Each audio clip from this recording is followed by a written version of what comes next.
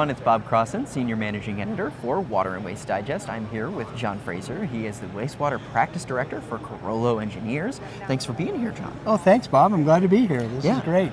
So we're going to be talking about innovation. You actually have a presentation on innovation here. You talk about a bunch of different types of innovation. You're honing in on sustainable, though. So why sustainable innovation, and what is that? Yeah, interesting question. So when I think of innovation, I get an image that pops in my head. Most people do. Kind of a light bulb turning on, right? Light bulb, or a brain with all the neurons firing back and forth, thought, like epiphany type thought.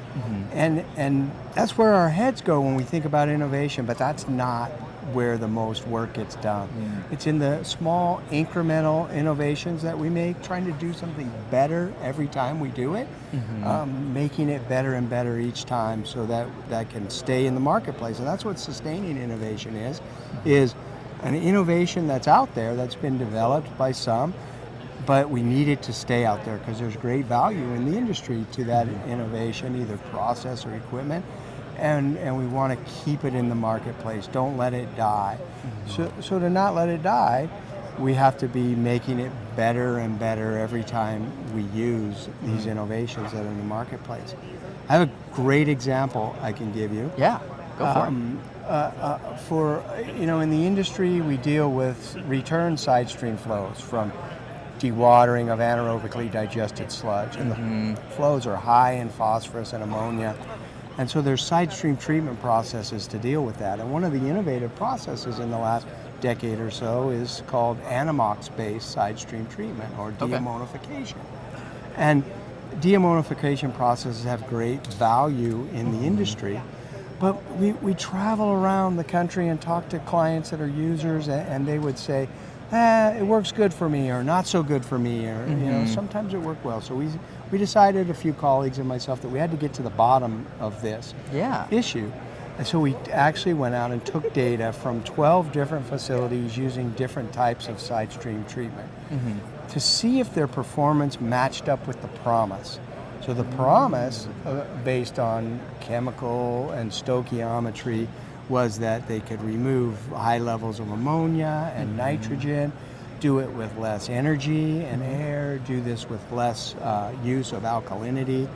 And so let's see how that really stacks up. And what we found was surprising. The performance of the systems was kind of all over the map. A lot of times they met the bar, these processes, and did what they were advertised to do. But sometimes they didn't. And actually, maybe more than sometimes they didn't. And you'd think it would be, well, this one plant didn't work as well, and this one plant worked great. But within the same plant and the same process, some days it would be performing really well, some days it would not performing well. So to sustain this innovation, because we don't want it to go away in the marketplace, we have to figure out how can we as an industry get the system to operate up at the top. Those good days. Right? How can we get more good days than bad days? How do we take the lessons of the ones that aren't working correct to make sure they are working correct? And that's exactly what we did. Is there a pattern? Can we see a pattern? And there wasn't maybe one smoking gun pattern, but we discovered kind of three things. One, that the feedstock makes a big difference, the centrate quality that's being treated by these processes. If it's variable, then the performance is variable. If there's a lot of solids in the centrate and filtrate, then that really messes up the deammonification process and makes it struggle. So now we have something to look, how can we make those feedstocks more regular and more homogeneous so we get the high quality feed all the time to this process? It can do what it wants to do.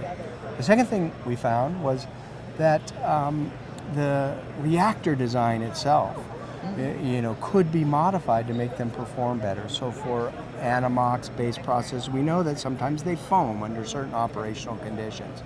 Sometimes they foam a lot, enough that it goes up over the walls of the reactor, spills on the floor. Operations has to clean up after it. They got to get it back in service. So that's a bad thing.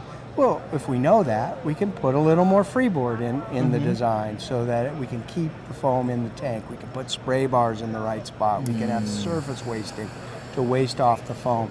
So that's something we discovered is, hey, here's a commonality that if we could tackle that, we can get the performance up to the expectations all times. And the final one was the support systems.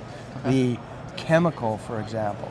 Stoichiometrically, if you look at just the biology and the math associated with the chemistry, it would suggest that you don't need supplemental alkalinity for these processes. But we found that over and over, agencies needed it, and they didn't have it. And the reason why they needed it is not everything is under ideal conditions every day in a wastewater plant. Oh, absolutely not. Yeah, different things happen, and so a lot of times, more often than not, having that supplemental alkalinity chemical on hand helps you get out of trouble that the math said you're never going to get into, but you got into it anyway. Yeah. Right? and so we don't want to let those three things, the reactor design, the feedstock, the support systems, derail the innovation. We want those to sustain and support the innovation. Yeah. So what do you see as needed to create more sustainable innovation in the water sector? What types of frameworks do we need to make sure that this is maintains a possibility for all other innovations out there? Excellent question. I think what we need, in a word, is teamwork, right? Okay. That none of us, the owners of the facilities, the design engineers, the equipment suppliers, we're not working in a vacuum. We're working together to solve these problems.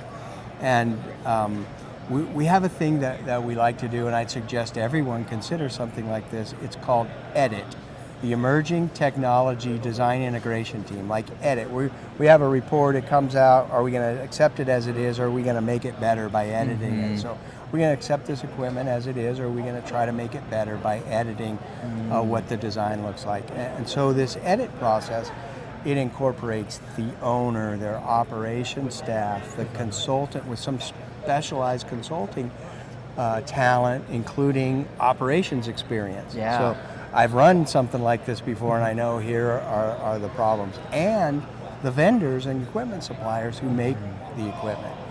And we get in a room, lock the doors, and we go through the system piece by piece, point by point, and identify where are the risks of failure.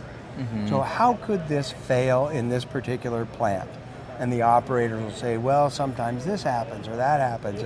And okay, so how can we mitigate that risk and engineer around that risk? So systematically, one by one, we can together identify all the risks and then incorporate mitigations to those risks into the design.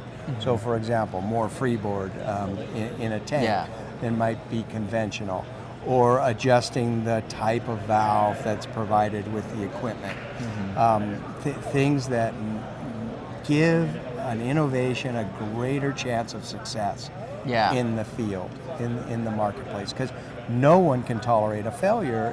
One failure can derail an innovation, and we don't want to let that happen. If it's got value, we want to keep driving it forward so we can get all that value out of the innovation. Especially in the wastewater market, where people are pretty conservative about change.